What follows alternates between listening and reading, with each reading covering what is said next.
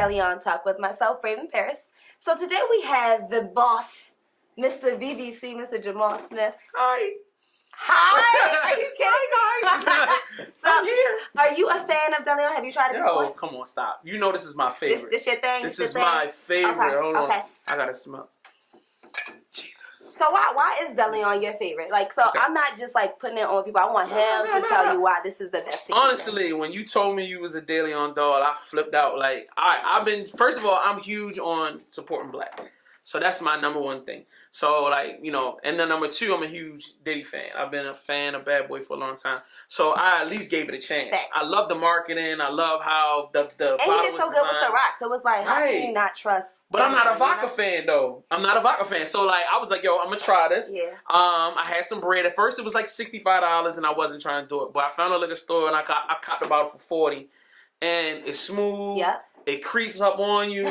It don't have a real bad aftertaste. Facts. You know what I'm saying? It really has a great vibe to it. I can drink it straight. And the bottle is beautiful. And the bottle It's makes you so look like beautiful. a boss. Like, think about it. You walk in the room, and you got one of these. Shorty is she's gonna show you What a is good she time. gonna do? She's gonna show you a good time. Is You're gonna that have right? a wonderful experience. Okay. You know what I'm saying? So we're gonna enjoy this experience along with some Deleon. Ooh. Take some sips.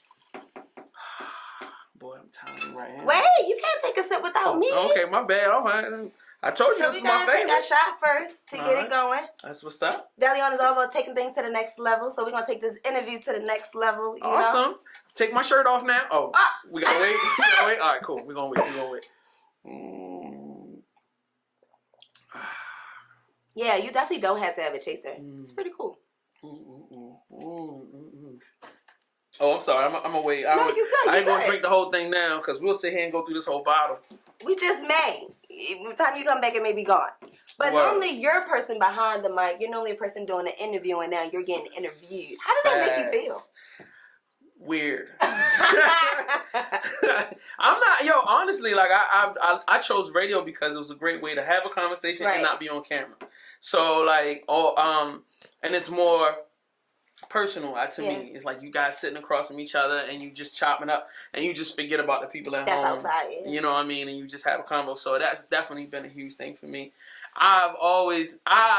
I love when we work together because I get to hide behind the scenes and then you could be out front. It's the I perfect. get to take over. Right, you know what I'm saying? Everybody can pay attention to Raven. Whew, nobody's looking at me. Like, yes. So, like, yeah, that's pretty much So what why come out now? it What's is. your story?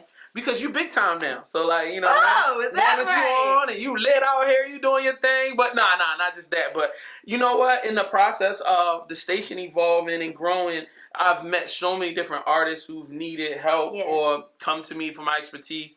And they didn't know anything about my past. They didn't really, a lot of people didn't know about the station and how long we've been around. Like when we were telling people it was our 10-year anniversary last year, they were like, 10 what? what? 10 years? I don't even. So it's just like, and then also, you know, management staff and other people just been like, yo, Jay, you need to tell your story. Hello. You need to get out I'm here. one of them. You are one of the main people. Yeah. Jay, you got it. And I'll just be like, eh.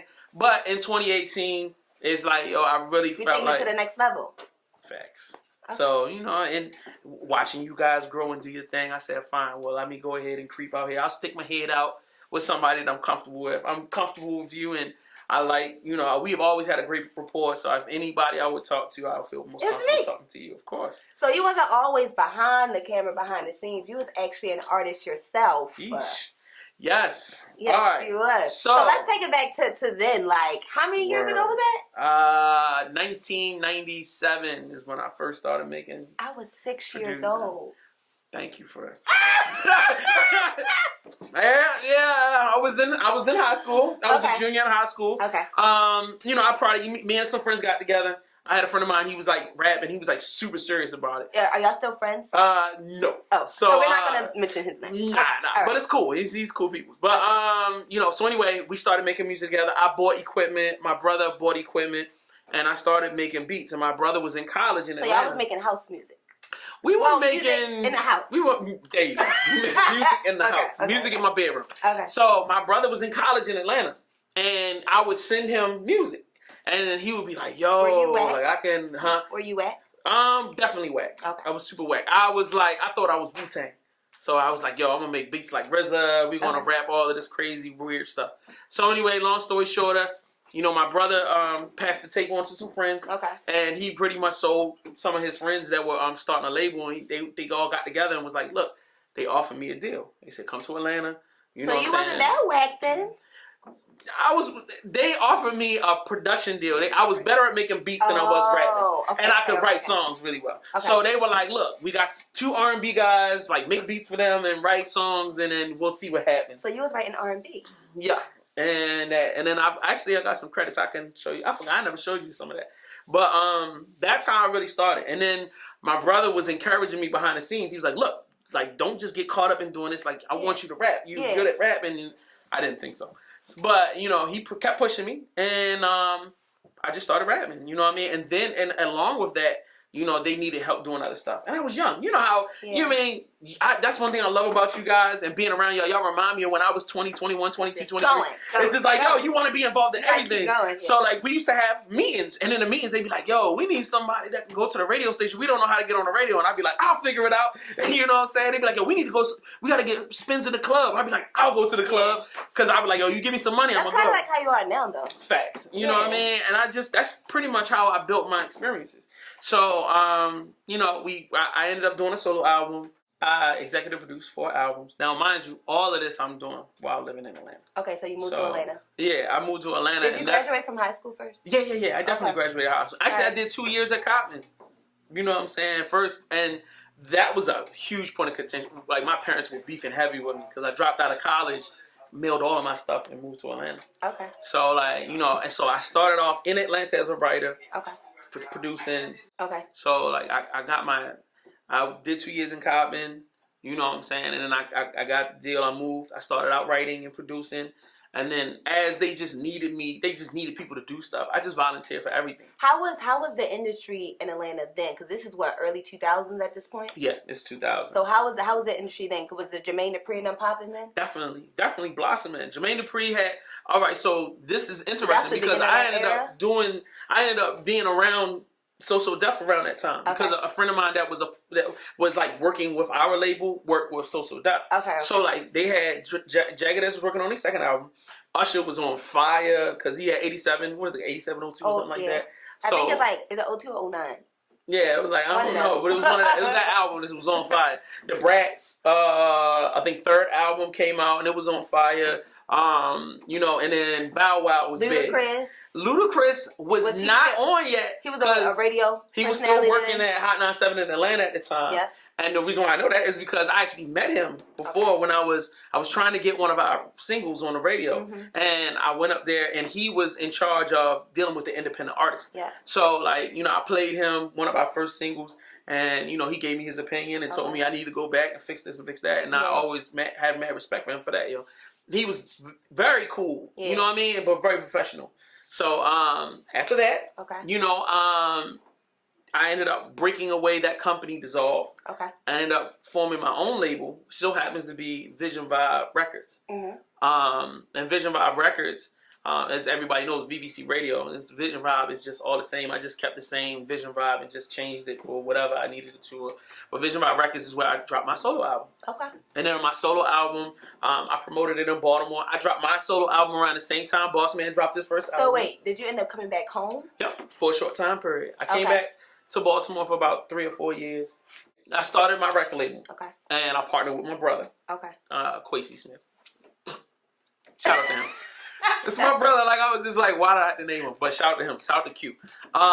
So that's when I dropped my solo album on my label. Okay. And I pretty much, and this was around the same time, Boss Man, Mully Man was dropping in music. And that's when the Baltimore music era was getting popped. Right. Too. You know what I mean? We were, 80 Dimes got signed. That's before my time.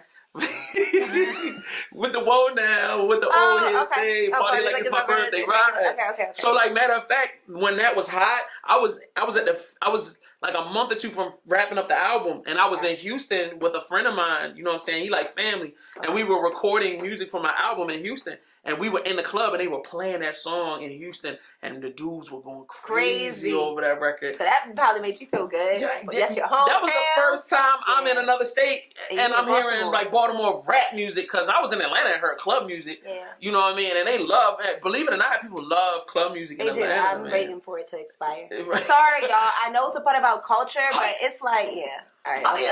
Yeah. Go ahead. I don't even make club music, but I felt that right in my heart.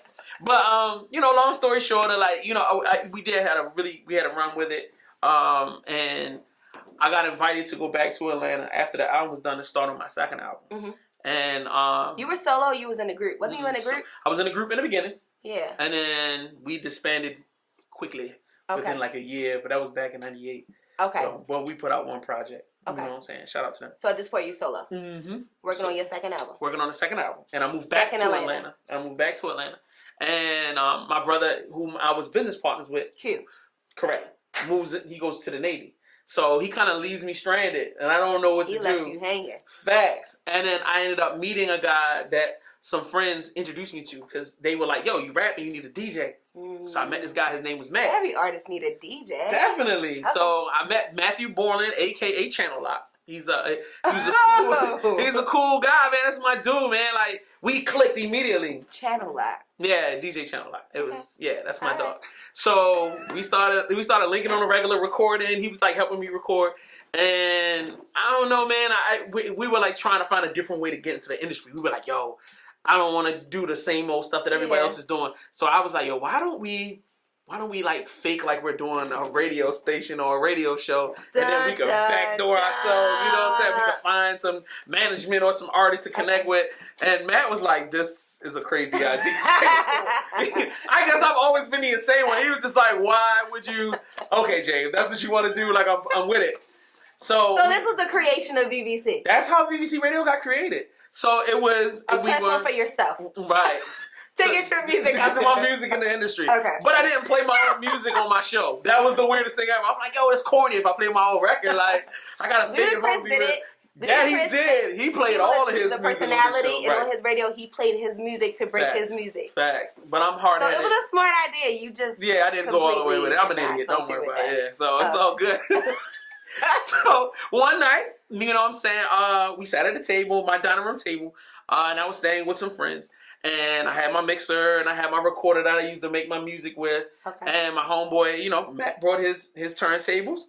And, you know, we got a fifth of Bacardi Lime. Okay. A pack of Newport regulars in a box. Don't even mention that part. Okay, that's what's up. Okay. So, you know what I mean? So, and we just press record.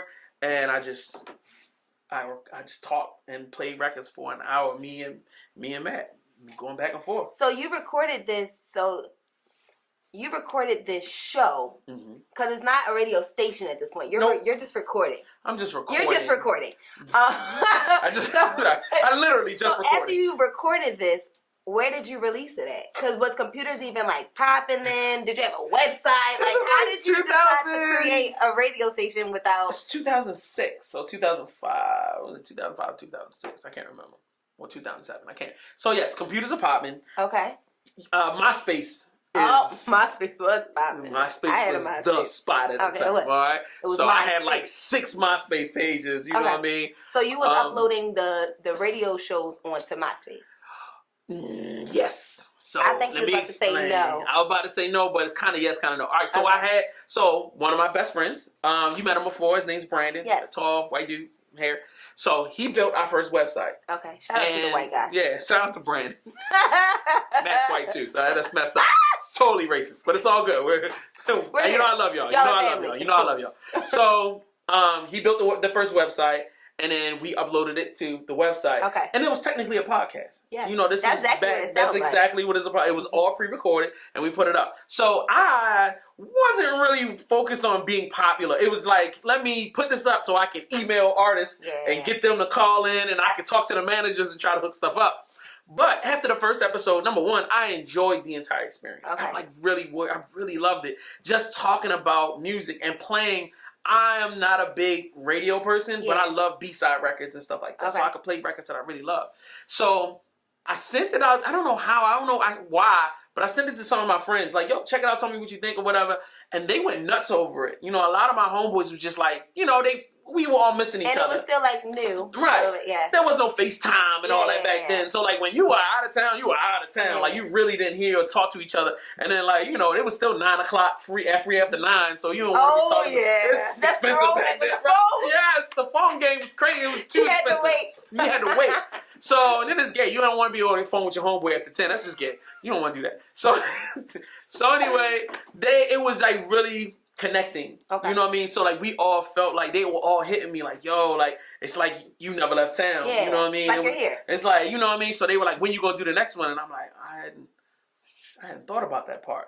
So that's when the process began. And then me, all it takes is a little nibble and I'm jumping in it. So we decided we were going to record every 2 weeks from that point. Okay. And then I had other friends and I just dragged them into it. Okay. I dragged every one of my friends into it. Yo, don't you want to do a show? Come on, do a show. So y'all are doing the show from your house. Mm-hmm. In Atlanta. Yep. So did y'all have a name yet? The first website was visionvibeent.com. Horrible. So I was like, yo, that's not going to work when we trying to get into the game. So I was like, yo, we got to come up with something else. So I was like, all right, I want to keep that corporate vibe. So let's do VVC radio. So Vision Vibe Communications Radio. Okay. So I say, yo, that sounds white enough.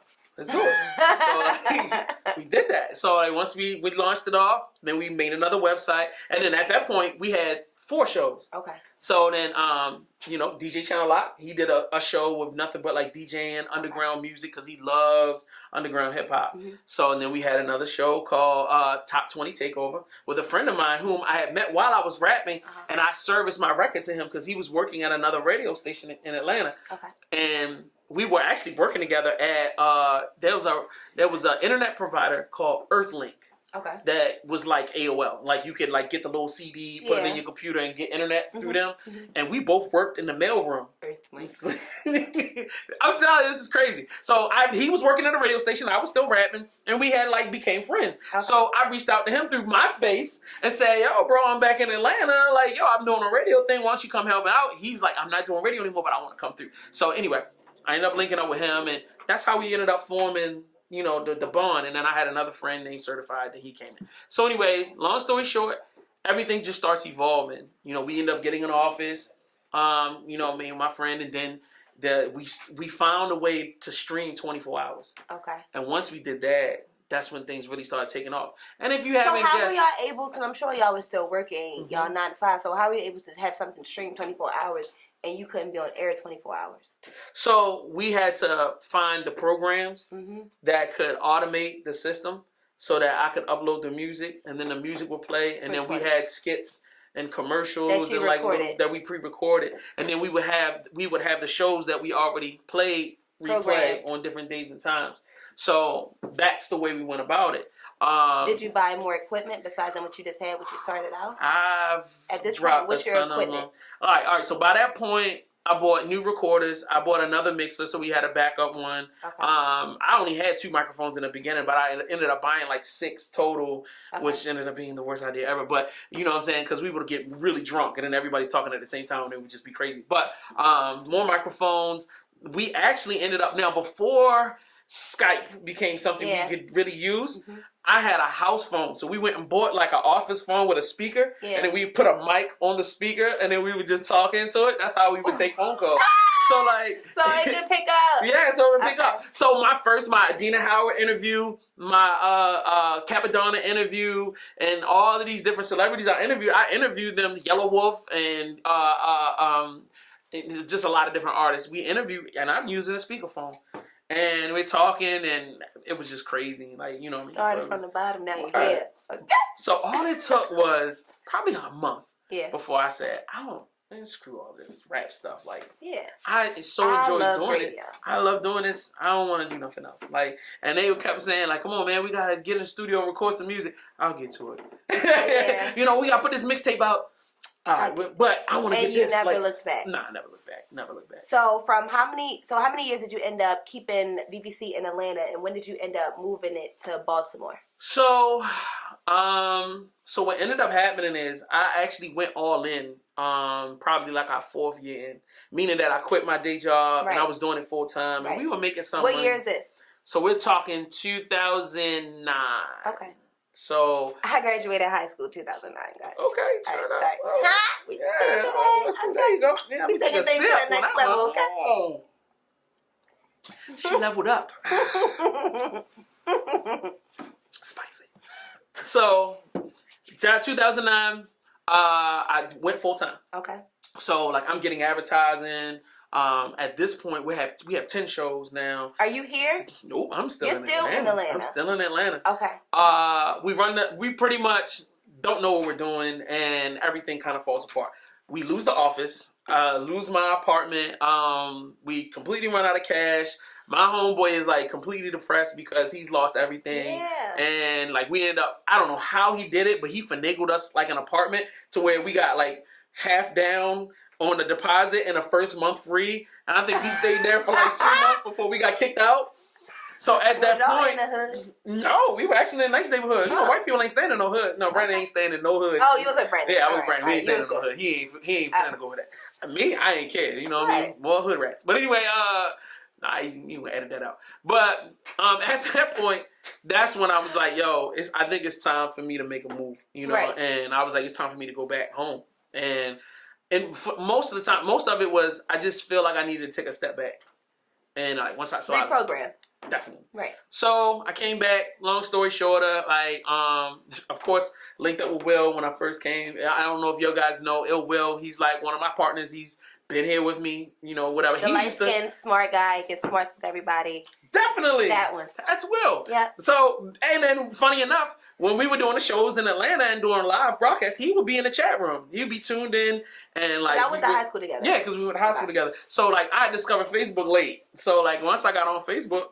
I reached out to all of my high school friends. He was one of them with a few other people that would just log on to all of the shows. Yeah. So when I came back, you know, we just started arguing back and forth about like, should you start the station back up? Da-da-da-da. So I went to WPB Radio. Yeah. They didn't answer the phone or answer my emails.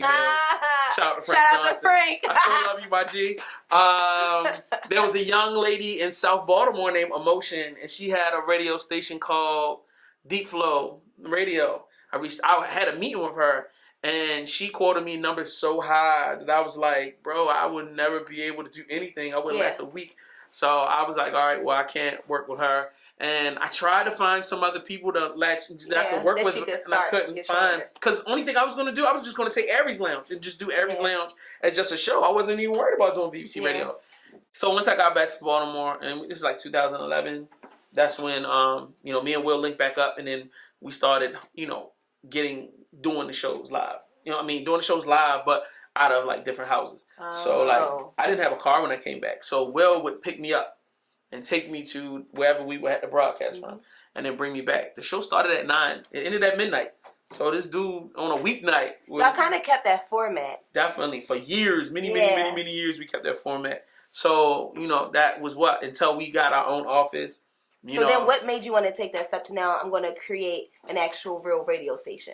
I got to a place where I passed 35. I think I got like 36. And then it's like there's a point where when you I got to take it to the next level. Right. It's either I'm going to stop and find something else to do or I got to make this financially viable. I've got to make it work. So that's when I dug in. And you know what I mean? That's when it was like, you know, we started airing the slots, you know, selling time slots and then you know, and then another component, and that's just being completely honest. Like you were one of those people where once I met you and we really started collaborating, I was like, yo, yeah, I see how she's making it work. Now, if I could continue to build and finesse, like we kind of built off of each other, you know what I mean? I was able to take things to another space. And then, you know, I met Mr. Mitra and, you know, I met some other components. And then, like, once we got together, like, it definitely was like a form together, like Voltron thing. So everything just started moving like super fast. So, you know, and from that point, I try my best to stay in the background so that I can, you know, move pieces so that everybody can grow and that the money can keep flowing and we can keep doing amazing things. So. I feel like people, since you are so behind the scenes, like people hear BBC and it kind of is like it came up out the blue. People don't know like it's been here for such a long time, but they also don't know the love that you actually do have for the music because they didn't know your background. So it's like, where do this love come from that you really like? Because we done had conversations about artists, whereas though it's like, I really want to help him do this. I've been there, done. I don't want him to make this mistake. So it's like, where did this love for the music and want to help come from? A lot of that came from me being an artist and struggling. There was a time period when my brother was, you know, getting married and he was living in Atlanta and I was in Baltimore. So I felt alone. So I'm at flea markets selling music. I'm in the studios by myself. I'm trying to sell stuff. I'm trying to get radio play by myself. and that loneliness and that desperation and that depression, Yeah. because your friends will kind of rock with you, your family will kind of rock with you, but they don't really, they want to rock with you when you lit. Yeah. When you out there and you making it, that's when they coming. But a lot of them don't want to help because they don't believe in it. They feel like you should have a real job. Yeah. So it means everything when I see somebody really busting their butt and they're talented, and I know that their heart is in it, and it just makes me. It reminds me of when I was in that space. I really believed in my music. I really enjoyed what I did. I love what I did. And when I see artists, I literally see myself. And I'll be wanting to be like, yo, don't allow these people to take you off your dean. Don't allow nobody to stop your dream. Like, keep pushing. And if there was no VVC radio or even a WPB back when I was rapping. Yeah. None of this stuff existed. So if you didn't know somebody, you were really out in the cold. Yeah. You know what I mean? So like, even having our platforms and even you being accessible in the flows and being out in the streets and people being able to meet you, man, that gives you hope to keep building and keep grinding. And that's what drives me now to keep moving forward, because I want these young artists to believe and know that there's people that they can connect with and that they can build and take things to the next level, even if it's just encouragement. You know what I mean? Because sometimes that could be the difference between moving forward and quitting. And, seeing something on Instagram is one thing, but having somebody that's been there and done that and said, look, I'm standing right here at the precipice, dude. I know there's a whole situation behind you, but you got to keep moving and you got to keep improving and you got to keep, when I was coming up in the game, they were not nice. If my music was whack, they said, yo, this is whack. Bro, nah. I've had my producer come in the studio and I'm believing in it. I'm like, yeah, this is it. He'll stop it and erase the whole joint. He's erased whole tracks, vocals and everything, and said, all right, now do it again.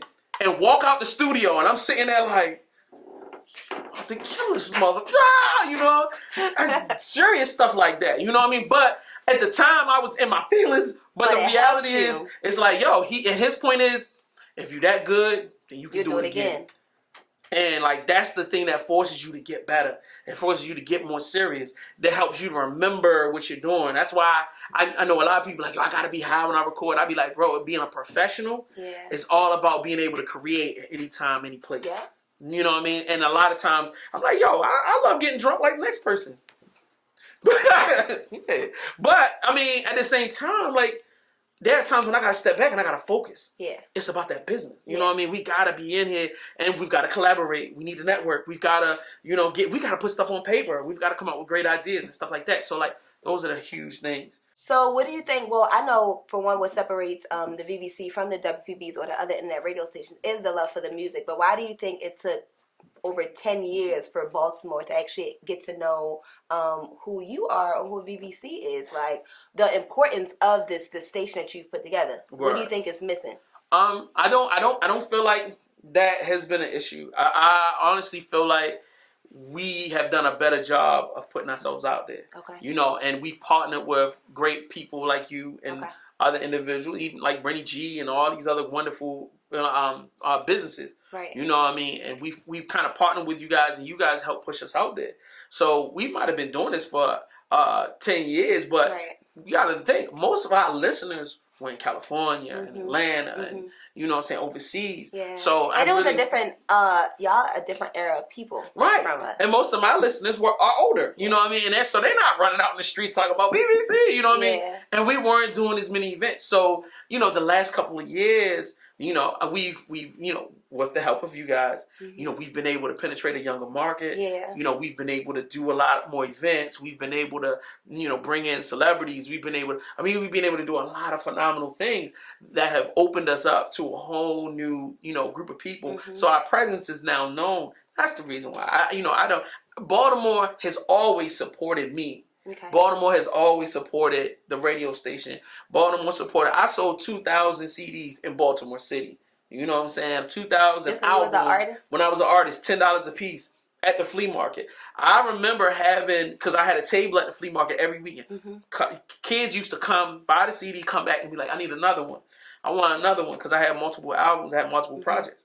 So I never looked at it like we haven't been supported. I think it's ridiculous when I feel like we expect to be like we expect the response of a Master P Yeah. when we haven't invested as much as a Master P. I got you. So we have to grind. You've got to put that out there to get that marketing, to get that visibility. You've got to network like crazy. You know, it would be ridiculous for me to say 3 or 4 years ago, why didn't everybody like me or know me when I didn't even know who they were? Yeah. I didn't know what Inkwell or you know what I mean? I was in my little hole. I didn't know a lot of these people. So when I came out and introduced myself and I got to know them, they got to know me, and subsequently they got to know. And then we've had our rough beginnings with certain individuals, but I mean, a lot of that was just based off of getting to know each other and understanding what we're trying to do and what our missions are.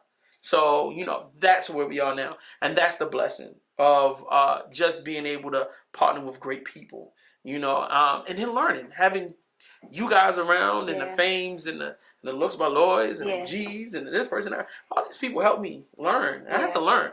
So with that comes the patience of everything will happen in time. And divine order. Definitely. So with this industry, it's all based on looks. Look is perception. Definitely. So it's like, I know you personally, you're not into like the fashion and or the design or look a certain way and presentation. So a lot of people don't want to work with you just because of presentation. Facts. So how does that make you feel? Because you have all this knowledge, you have this business, but it's like certain people don't want to talk to you based on a look. Word. I'm an emotional guy, so sometimes I might get upset about that. But I mean, the reality is, the more I get into the game, the more I understand that is a part of the business. So that's something that you're willing to adapt to, or you're like, hey, I'm here, this is who I am, I still have this to offer, you want to accept me for how I am. Correct. Well, not even just that. I mean, there's a part of that. I am very much that way. And I tell people like this all the time. When you create a product on your own, and it's profitable, and you don't have to depend on outside people, you can do what you want. You can do what you want, and you can force people to play your game. Yeah. You know what I mean? Because they need you. You don't need them, technically. However, as I've gotten older, the more I realize that what's wrong with, you know, getting a haircut and, you know, coming out. Yourself. Right. You know what I mean? Getting a daily on top with a raven.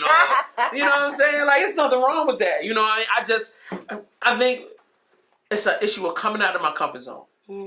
There's the point of, you got to be comfortable with being uncomfortable. Facts. I still don't know what that means, but I'm running with it. You know what I mean? So those are the things. You know, I feel like both are fine as long as you're willing to deal with the repercussions of it. Yeah. You can stay in your cubbyhole and force everybody to play your way, but it will take you longer. Yeah. You know, you'll push away potentially a lot of great relationships. You know what I mean? And then I feel like it's harder for you to evolve when you're so tucked away. Yeah. And sometimes when you come out and you are forced to, you know, deal with your insecurities. Like smack you in the face. It can smack you in the face. But also, you experience the worst. It's like traveling. Excuse me. Yep, you gave me a nice wet shower. It's cool. There you go. I just wanted to make sure you felt it. That was bad. So, you know, it's just like travel. The more you travel, you know, the more you see the world, the more it changes your perspective of where you are and what you could be or where you can go. So that's pretty much that. Okay. So what is the biggest thing that you've learned in the industry, from you doing music to now you being a business owner, from you hitting rock bottom? What has been the biggest thing you've learned so far? Failing is my best friend. Failing is my best friend. I have a tattoo. It says you can't fly unless you let yourself fall. Facts. So literally, like, you have to fall and hit rock bottom before you can, like... Facts. Yeah. And sometimes rock bottom can happen multiple times. Yeah. But you gotta just keep going back up. You gotta get up. You know, it's just your life is all about learning, and you never really fail. It's just a lesson. If you're willing to disconnect from your anger or your frustration or your depression, and just look at, okay, what did I not do? What haven't I done? What can I do better? Well, is this relationship working or not working? Why is it not working? And what can I do differently? So that has been everything, because in the past, as an artist, as a creator, I'm so emotionally attached to the music, and you're like, you know, and you're scared because you put your life. My first album is my life story. If you would have listened to my album, the one with the video with the drop top, and you found a way to finesse it, you a finesser. Yes, we're gonna get into that with the music video, right? In that album, I really tell my life story in that, so I'm very vulnerable. So if somebody was to be like, "Yo, it sucks," I could be thinking, when I was young, I'm thinking, you saying my life sucks? Oh my God. Like, all right, what am I going to do? Jump out the window, it's over. Like, slash my wrist, I'm going to bleed out on the floor. But, like, you know, as you get older and you realize that people's opinions or your necessity to grow. It doesn't have anything to do with you personally, or it might be somebody be like, oh, you fat and we don't like fat, and they'd be like, but at the end of the day, even if somebody says that, it's not about me. Yeah. It's about whatever they had to deal with Yeah. them. So that's a part of my learning. That was the biggest component of learning for me. Being okay with failing. Facts. What do you think your why is? My why is, the reason why I do this is my love for helping artists. My love for talking with people. I love conversation. I genuinely enjoy talking. And the last thing is that I wanna succeed. Like, I wanna see this take off. Yeah. Because this can intricately help Other people. in Baltimore. Do that. And I love Baltimore. So I want Baltimore to win. As a Baltimore artist, I want to see us like be that hub like Atlanta was. Like, we're right there on that cusp.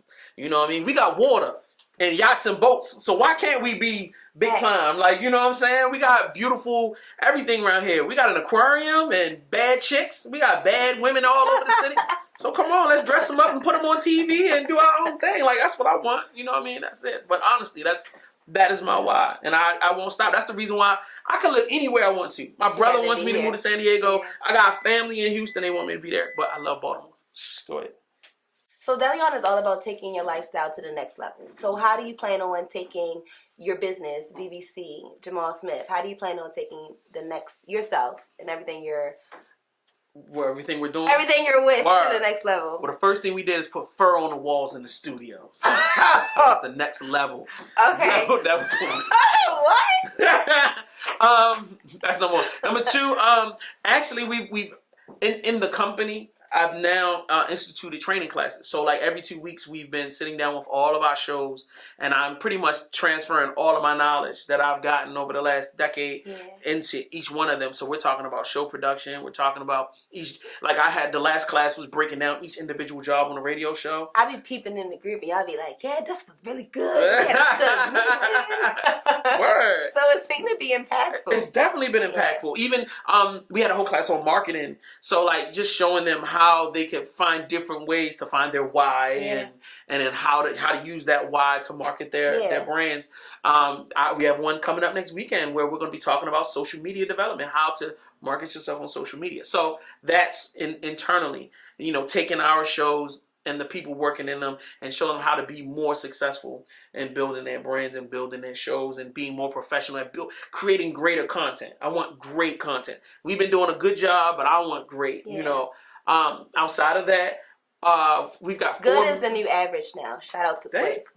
That's what Facts. We gotta be great. Yeah. That's dope. So 4 major community initiatives this year. Our beach party now is being rebranded as a community project. So like we've actually got some churches involved. They're going to be bringing kids out. When is that? That is in June, the third Saturday in June. Okay. So I forgot the date on top of my head, but I know it's the third Saturday in June, and we'll be in at Sandy Point. You can come down. We've got trap yoga at 10 a.m. Okay. We're gonna have free food for everybody. We've got we're gonna do a volleyball game. We're gonna do a dodgeball tournament and a bunch of other stuff. So anyway, it's free for everybody. They can come out, eat, have a great time. There's gonna be a little bit of alcohol there. You know what I'm saying? Of course, we're doing the Crab Feast fundraiser for the Hip Hop Secret Santa. We're definitely intimately involved in that this year. And of course, we're gonna end the year off with a huge Secret Santa project.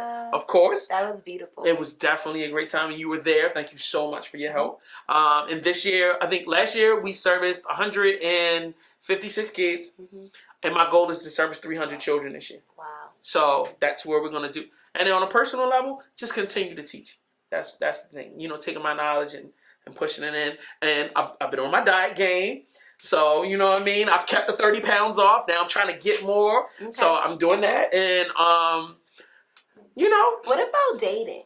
Your love life? Oh, boy. I don't know what that means. I don't know what to tell you, bro. Like, are you looking? Of course I'm looking. Like, what are you talking? He's crazy? All right. I just want to make sure. Yeah, I don't know how to make that work. Yeah. We're going to take your relationship to the next level, too. Yeah, facts. Like, you know what I'm saying? Like, you know what it is just hanging out with me. I don't know. Facts. Well, your birthday is coming up. March 31st. Let's go. Yeah. So, what is your if you could say a wish and it could be granted, what would it be?